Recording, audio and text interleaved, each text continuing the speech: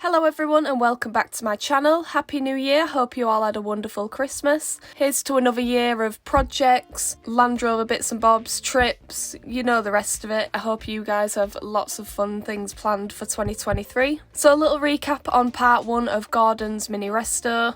So last episode was pretty much all around steam cleaning, timing belts, that kind of thing. The final part of Gordon's mini overhaul is all around the chassis, final little mechanical bits and bobs, so let's get straight into it. So here I am with my needle gun, the most used tool in my toolbox, it seems. Descaling the chassis, I pretty much did this until it got dark and I couldn't see very well anymore. It's just one of those things I kind of don't want to do it twice. So I just really made a good effort and tried to crack on with this because, believe it or not, I don't actually enjoy this part very much. I end up absolutely caked in flaky bits of chassis wax oil, but it's all part of the fun. Another steam cleaning session now, and I remove the flaws to needle gun the top of the chassis rails.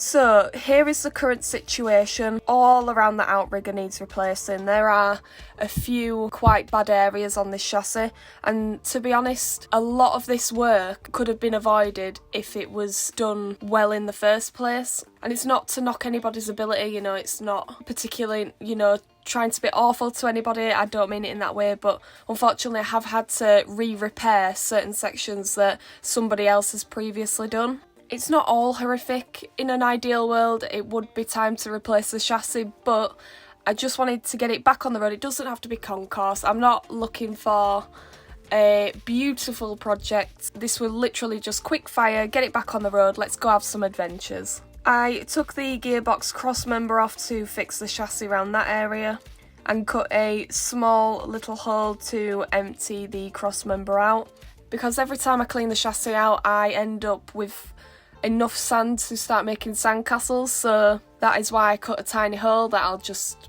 literally put a patch in and weld back up. I tried to work sort of front to back and keep to some sort of order, but you know how it is with these things. So here is the worst area where this outrigger sits. It is completely rotten. So I took the outrigger off completely just to get behind it and just really sort that area out.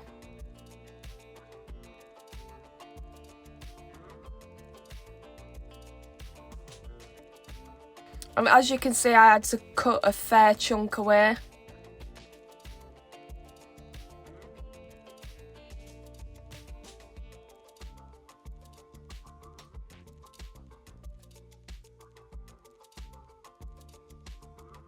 So this shape was a little bit awkward to get right. So a small triangle is missing, which I made separately and welded in after.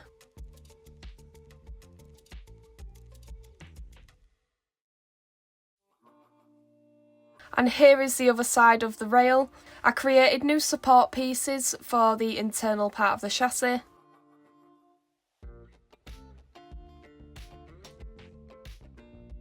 And here I am making patches for the outrigger itself now. So I usually mark out the sheet steel, then cut it and fold it.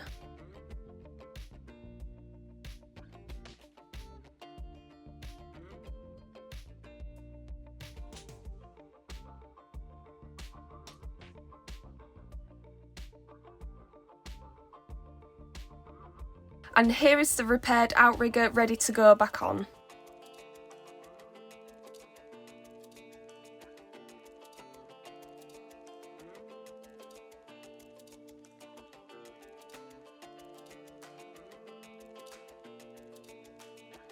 Another large patch on the other side, and the reworked outrigger now welded back onto the rail. And here is the other side of the rail, fully welded up, primed and painted inside.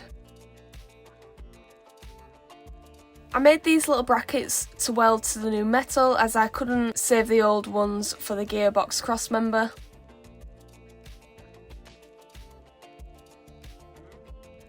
They are now welded in place, and it did take a lot of measuring and messing about and, you know, trying to get it right, but I got there eventually and it was absolutely fine. Welding up the footwell, And this is kind of what I was talking about earlier. I was actually replacing and re-welding the patches that were already there before. And as always, my Powerweld XTM201Di doing the most. Really impressed with this machine. It has had an absolute plastering over the past few years, and honestly it's just faultless. I feel like I go on about this in every welding video, but honestly this machine just impresses me so much. And another little patch on the front.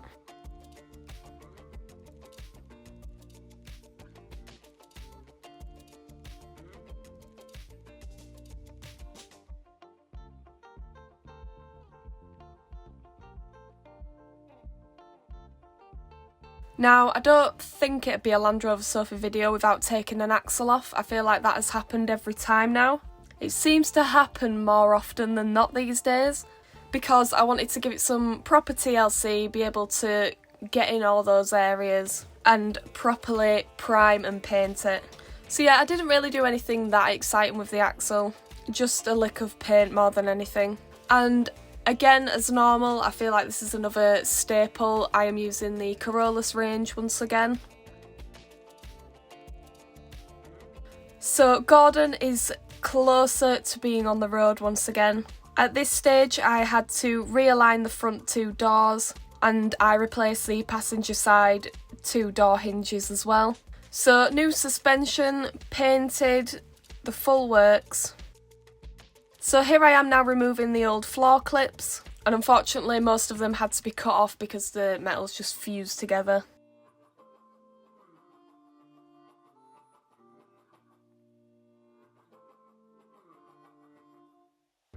So from the little bits that I found from previous work that had been done, I just wanted to be really thorough and check the wheel bearings and things like that. And it's a good job that I did really, because I ended up finding locking washers that were just sat there not doing anything. And new tank sender unit. The person previous had used a cork as a float switch. I don't know. I don't know what's going on here. So anyway, here is the new one.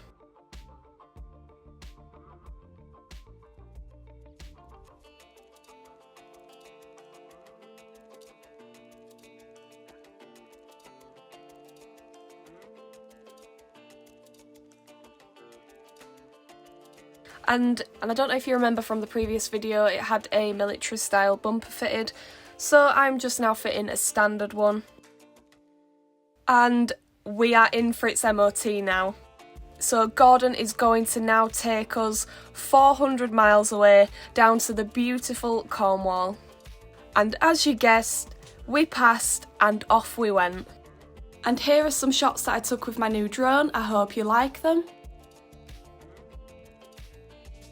There's little laddie in the back, a good snooze after being the clerk of works as always. He was always overseeing jobs, so as you can imagine he was absolutely shattered from keeping his eye on me.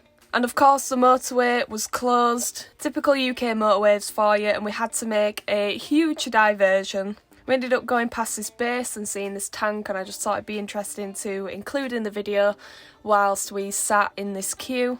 And we carried on driving for hours, right up until it was dark. We stopped at a services for a little bit where we stretched our legs because poor little laddie needed to get out. So we both had a bathroom break, and at this point we were 350 miles down and Gordon was absolutely faultless.